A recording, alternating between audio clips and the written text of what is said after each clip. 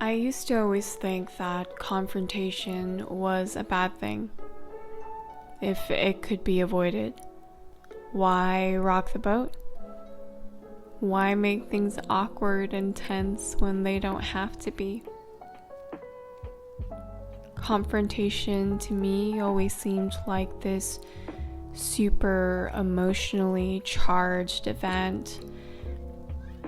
Maybe because I never saw what discussing differences effectively looked like. I was used to not wanting to rock the boat, burying things deep down until I got to the point where I wanted to tip the boat over. I now feel that conflict is really inevitable.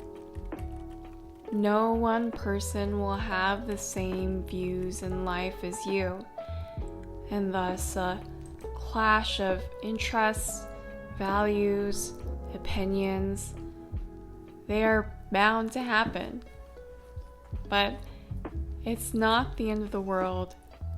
It doesn't mean you're completely incompatible and that your relationship is doomed. It doesn't have to be this super stressful event either. If we can go about conflict in a constructive way, it can actually be beneficial for a relationship. Because if we don't make our needs and our wants known, and we let the other person go on without this information, we don't set the other person or the relationship up for success. When we get mad at others, it's easy to focus on the negative. Our human brains have a natural tendency to do this. You might want to complain, and that's all normal. But maybe next time you can instead frame in the affirmative. Talk about what you want and not what you don't want.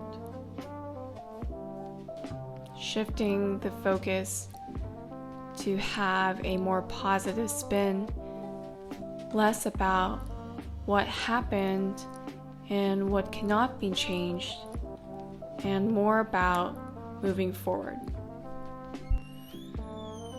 Another way to make a conflict more constructive is to frame it from your perspective, sharing what you see and how you feel, instead of focusing on what the other person did or did not do. No one ever wants to feel at fault or inadequate. And when the finger is constantly being pointed to someone, you are really backing that person up into a wall where they will typically either shut down or become defensive, neither of which are useful for a resolution. So the next time you get upset, having a dialogue that emulates, "This value is really important to me," or "I would feel supported and safe if this happened," helps the other person see the situation from your shoes, and it becomes more about understanding each other's perspectives instead of pointing out each other's faults. perspective sharing and empathy are key to having a solid foundation of trust and respect in your relationship. One thing that I recently learned that really stuck out to me is that problems in a relationship don't tend to change over time. They don't tend to go away, and they don't have to. What makes a relationship successful really isn't the lack in conflicts, but how they are handled. It's about having a sense of grace and accepting the other person for who they truly are, and also accepting the kind of person that you are as well.